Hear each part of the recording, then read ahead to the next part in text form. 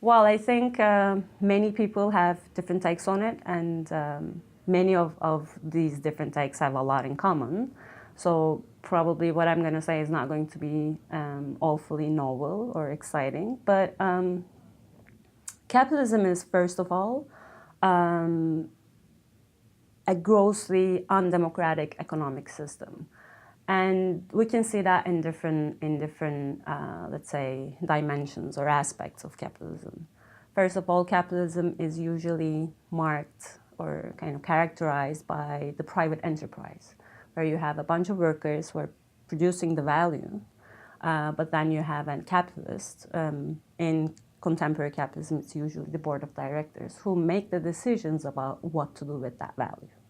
So, and this is an undemocratic system because the people who produce the value are excluded from decision-making about how to actually distribute that value. So that leads to a bunch of troubles. That leads to inequality, different forms of inequality, but also it leads to firms making decisions in an isolated way that disregard social and ecological, let's say, concerns and ethical concerns.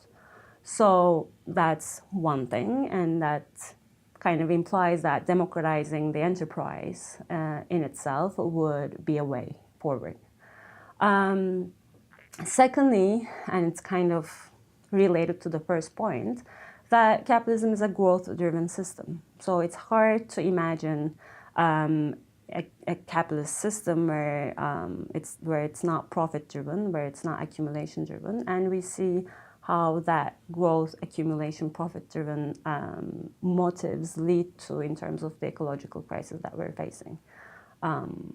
So it's not only capitalism that is growth-driven, but it's one thing that is wrong with capitalism. Thirdly, capitalism mostly relies on markets in order to make economic decisions, in order to organize economic exchanges and kind of through that make economic decisions that are actually very important for not only the people or the sides or the parties that are involved in that exchange, but for everyone else. So let's say, for instance, we make decisions about what to grow on our land through markets.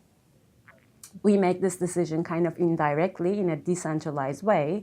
When the price of a certain crop goes up, it gives incentives, this is the market theory, to the producers to use more of their inputs, of their land, to actually grow that crop because its price has risen. But there might be many negative impacts of growing more of that crop. But since this decision through the markets is reduced to an individual decision where the rest of the society has no control over, we get to live with the, let's say, the negative impacts of growing more of that crop, but we don't have any say over that. So it's another form of kind of undemocratic decision-making within capitalism. So those kinds of decisions that might have a lot of implications for the rest of the society gets displaced from the domain of politics and kind of social political decision-making in capitalism, which leads to all kinds of problems that are related to it.